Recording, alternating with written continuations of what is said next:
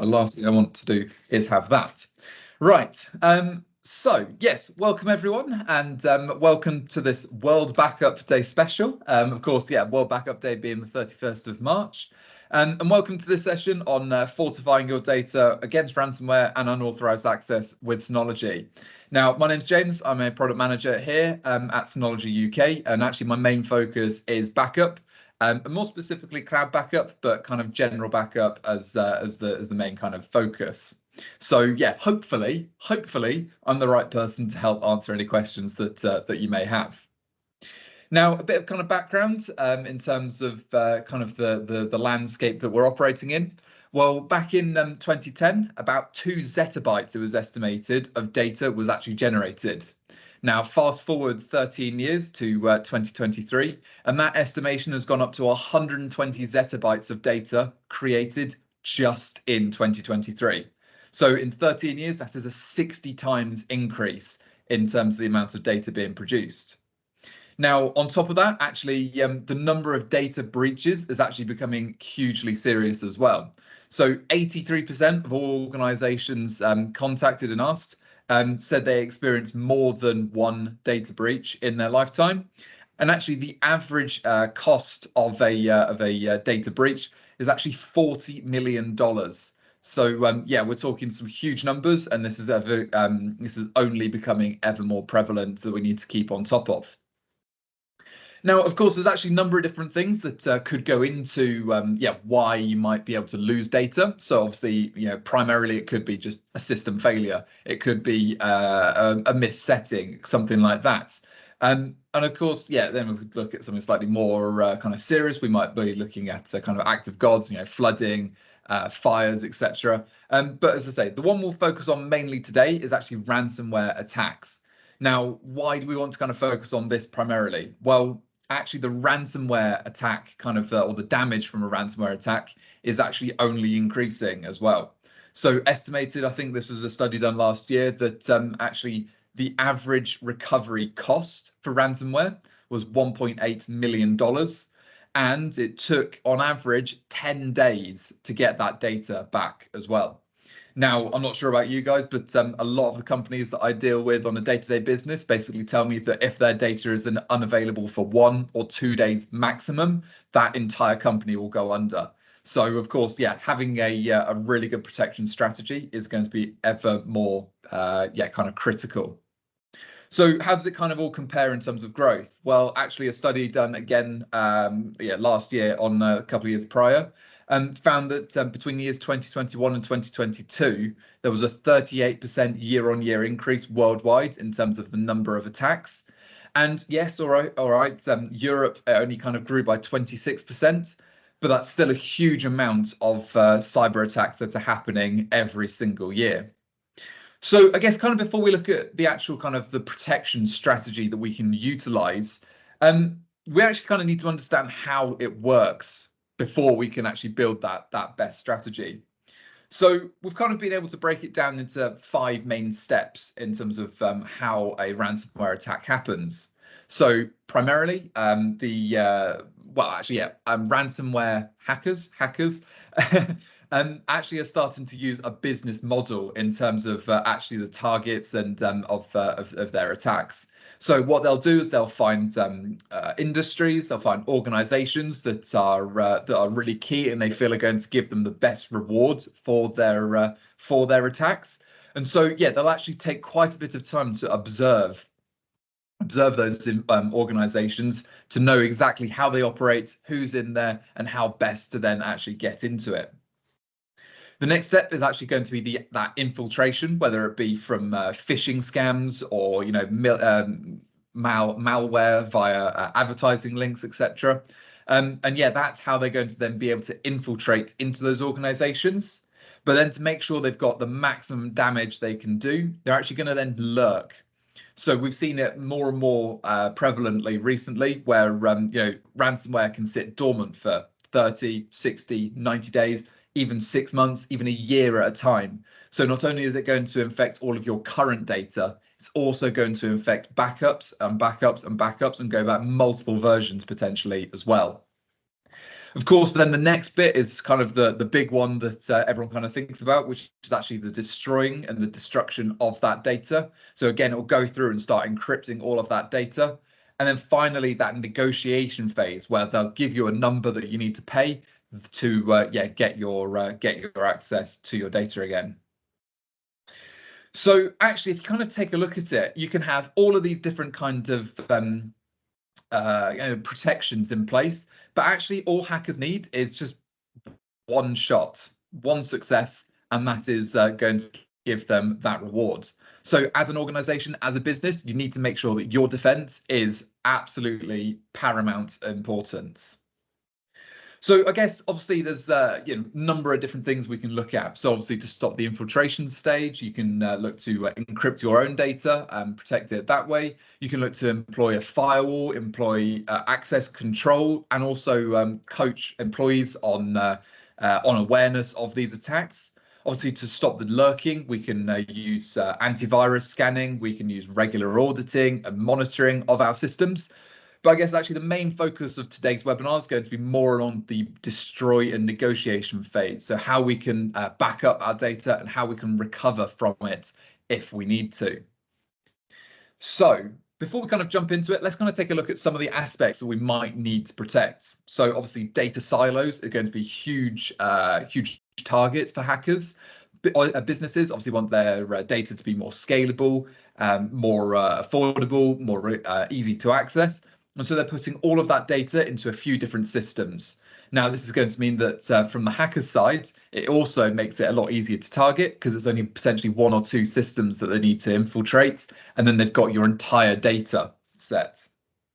Of course, also we've got growing data. So not only is businesses putting it all into one place, but actually the amount of data that they're generating is also growing. So the cost of that data is going to be ever more exponential as well. We've also got accessible backups. So, being able to just have copies in a certain sense, that is a backup. But if it's very accessible, like it's just a copy of that data, that's not really going to give you any additional protection. And then we've also got unrecoverable data and also complex backup infrastructure as well. So it's all well and good having all of these systems in place, but if it's too complicated to manage, then you won't be able to recover that data when you need to. So there's four main kind of primary stages when it comes to actually how do we build a ransomware protection strategy. So obviously, primarily we want to safeguard our data. We need to be able to guarantee our backups. We need to have confident restoration, and we also need to have that simplified management as well. So if we start at safeguarding our data, well, of course, everyone uses loads of different platforms within their organization. So I know we do here at Synology UK, where we use a bit of Synology systems. We also use Windows and Mac machines in kind of the day-to-day use as well. But I also know, Microsoft Teams, Microsoft that obviously we're on today, but also Google Workspace are those cloud organizations becoming even more kind of used as well. And so being able to protect all of these in a simple platform is hugely important. And not only that, but we also need to make sure we can back up each of those platforms really quickly. So, of course, with the Active Backup Suite that Synology can offer, it's all a fully incremental backup. So you do your initial backup, and then every backup after that is only the changed data. So this is not only going to help reduce the amount of time to do that backup, but it's also going to help reduce the load on your network, which is going to make it a much more effective backup strategy as well. Now, this can obviously be coupled with the auto protection. So, of course, as soon as you create a new account, a new virtual machine, a new PC, it can be automatically detected by the NAS and start pulling that into that backup protection strategy. So, that's going to be protected as soon as it's created. So, of course, this is how we can get that data onto the NAS. But, of course, that's not going to give us that complete protection. So I guess, say it with me. We, of course, need a 3, 2, 1 of your data backup. So having 3 copies of your data on at least 2 different medium and keeping one of those copies held off-site, that's going to give you that complete protection for your data. So how can we kind of achieve that with Synology? Well, obviously here we've got all of our platforms that we're using on a day-to-day basis. We can then use the Active Backup Suite to back these up onto Synology systems. And then we can use either snapshot replication to back up to a NAS that's held off-site, or we can use something like Hyper Backup to back up to a cloud solution of our choice, whether it be Synology C2, Microsoft Azure, or any number of other solutions out there as well. Now, a really kind of good case study of this is actually Butler University over in the US. Now, they're one of the leading universities over there. And a couple of years ago, they came to the realization that their current backup strategy just wasn't cutting it. It was taking up too much data, it was outdated, it was inefficient. And so they looked to Synology to help build a better backup solution for them. Now, what we were able to employ was a Synology 12-bay NAS, which allows them to scale as they grow. And on top of that, they employed Active Backup for Business to back up their virtual machines, their servers, their Windows agents, and also they back up their Linux devices as well. Now, to protect this offsite, they use snapshot replication to another NAS, which is pretty much identical, but can have additional capacity. So again, gives them that scalability if they need to. And then they actually took this one stage further in generating a full 3-2-1-1-0 backup strategy. And well, you might be asking what I mean by that. Well, the additional 1-0 is actually making sure that one of your backup copies is held offline at all times. And they were able to utilize Synology C2 storage to be able to kind of complete that task. So yeah, to kind of summarize, Butler University, they basically managed to employ a full 3-2-1 backup. But not only did they do that, but they also managed to save 68% of storage space as well, because of that deduplication and other kind of features that Synology is able to offer. So yeah, it was a really powerful backup strategy that they were able to implement. Now, the next step, once we've actually taken that backup, is being able to make sure we can guarantee those backups.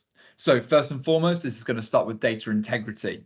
So if we look at it from a kind of a hardware perspective, we'll look to utilize a RAID. So we've got redundancy, resiliency on hard drives. We've got redundant power supplies. So even if one of those were to fail or your power supply were to fail into the building, then you can have that resiliency. And if you want to go kind of the whole hog, you can then have dual controller systems. You can have Synology high availability, or if you wanted to, you can then split that across systems, across sites, and have that full kind of resiliency and failover. Now, on top of that, we can then also implement software solutions, so BTRFS, and enabling checksumming as well, which is going to give you that long-term longevity and making sure that, yeah, if any bit rot were to happen, it can go in, it can fix that, and make sure that data is going to be protected and safe to store for many years to come.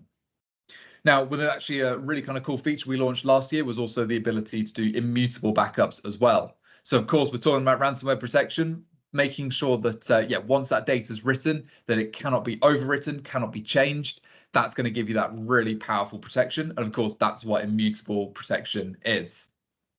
Alongside this, also, we want to make sure that the backups we're taking, so onto the system, are actually being taken effectively. So we can use backup verification to achieve this. So you can spin up a light virtualized version of that system on the Synology NAS using the Synology Virtual Machine Manager application. And this is going to give you a video of that boot up process, and then you can run script on it just to make sure that all of that data is being taken properly. And yeah, we'll then be able to report back to you as the IT admin to make sure that, yes, you know exactly what has been, yeah, that it's actually been taken correctly. On top of this, we can also then employ access control. So again, those smaller organizations might want to give instant restore access to their employees so it can cut down on manpower. Well, of course, we can add that to the NAS with you know, Active Directory support, LDAP, or we can lock it down so that only IT admins can actually have that access, and we can make sure that we're nice and secure as well. Now, obviously, once we've taken all those backups, we need to make sure that we're confident in that restoration. So first and foremost, what we'll do is we'll do restoration drills. So we'll practice doing a full system recovery, and that could be onto Synology Virtual Machine Manager. That could be onto another platform like Hyper-V, VMware, and that's going to make sure that if ever we are hit, we already know kind of how to protect ourselves, how to recover from that, and we can just get on with the task and yeah, start recovering. Now, of course, alongside that, not everything's going to be a full system restore. So being able to restore individual files through that portal that we have. And again, as I mentioned, that can be opened up to users so they can restore their own files if necessary.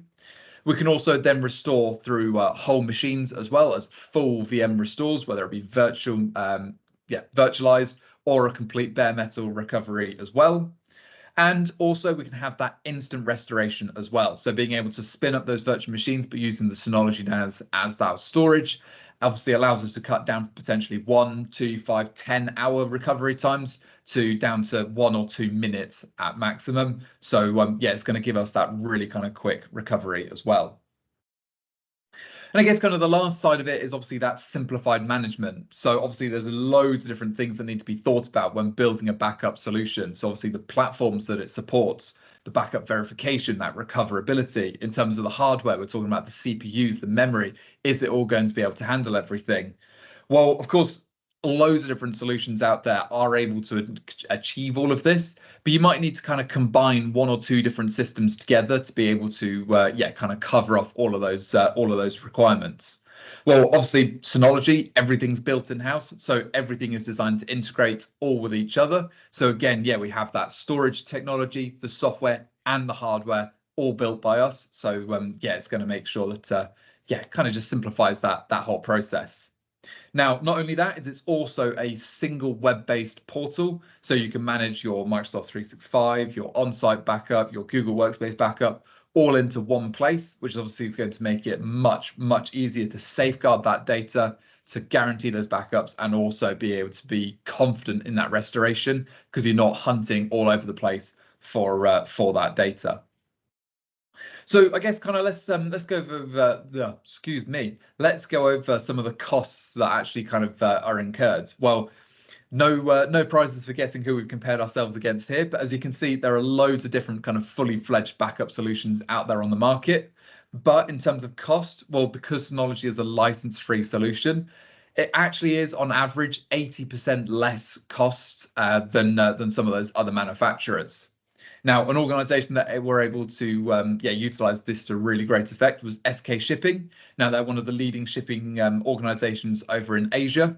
And basically, they were able to back up their infrastructure onto a Synology dual controller NAS to give them that resiliency, but also to then give them that full 3-2-1. They then enabled hyper backup to NASs sat in their other offices. So yeah, they're able to recover wherever they need to from as well. Now, on top of this, actually, the main kind of things they were looking to achieve was obviously the manpower cut down. So on average, we actually managed to save them 73% of manpower. So they could then use that to either make sure that the rest of the network was actually secure. So going back to that infiltration and lurking phases. But also on top of that, they were able to save $18,000 in just 3 years. And actually, over the next few years, that's only going to grow and grow and grow and grow. So we've kind of talked a lot about protecting, your organization's data, but how do we actually kind of protect the Synology systems themselves? Well, first and foremost, we obviously have our Product Security Incident Response Team, or PSIRT for short. Now, obviously, they are designed to get a first response out within 24 hours should any vulnerability be found. Alongside that, we're also part of FIRST and Mitra, so that if any vulnerabilities are discovered, we can be notified, we can make sure we're getting on top of them as soon as possible. And actually a really kind of big plus point of Synology systems is that since the CISA catalog was introduced back in 2021, Synology has no publicly known exploited vulnerabilities in that as well. So yeah, that's just going to show that as a company, Synology, we're there to try and make sure the systems are as secure as possible. So I guess if we're kind of taking a look at a lot of a lot of kind of the features in terms of what we're looking for in terms of a backup strategy. Well, how do we actually then go about building a backup solution for your organization? Well, there's kind of 3 main steps. So first off, we've got the operation, we've got assessment, and then we've got model selection as well. So if we take a look at the operation, we need to take a look at that organization, how they're utilizing their data at the moment to help kind of build a strategy that's not going to deflect from that, not going to stop that from happening, but it's just going to sit there and assist it as needed. So if we take kind of Silverstone Circuit as a bit of an example, well, actually this is quite close to my heart because they're actually just up the road from us here at Milton Keynes. And actually they use Synology. So obviously this was a few years ago that we took this case study. But if they came to us today and said, look, we need to rebuild our backup strategy, well, yeah, this is kind of where we'd kind of look to go. So to give you a bit of a background of how they use Synology at the moment, well, they actually use Synology as the storage for their virtualization infrastructure. So they use an iSCSI solution on a pair of NASes in HA, and that gives them both scalability, so they can obviously grow the NASes and scale up, but also it gives them redundancy, so that if any aspect were to fail, then they can just fail over to the other system, and it's going to make sure that they can keep going no matter what. Now, the next stage is obviously the assessment. So being able to assess that data storage size, the backup frequency, the retention, and also the number of versions that they're looking to achieve as well. So for the Silverstone Circuit, they have, if we say, roughly 50 terabytes worth of data. They're looking for a 5-year retention policy. They also want that ransomware protection, but also they need to be able to scale if their primary environment does grow. Well, now we can then go ahead onto that selection process. So obviously I know the Synology range pretty well, and I know that the RS3621 XS Plus would be a really good kind of fit for them. But again, if they had maybe a few more virtual machines, a few more NASes, we might look to employ something from the SA range.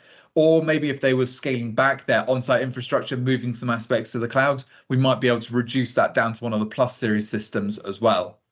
Now, obviously, I would actually utilize snapshot replication on top of this, as that's going to give them that immutable protection, that immutable backup, going to give them that ransomware protection. And again, when coupled with Synology drives, that's going to give them a huge amount of data growth that they can grow into. And of course, being a NAS, it's got the ability to have those expansion units. So even if they did fill it up, they can just keep growing and growing and growing. And I've also kind of just put in there a nice little SSD cache, just because we know that that's going to help boost that performance of that system.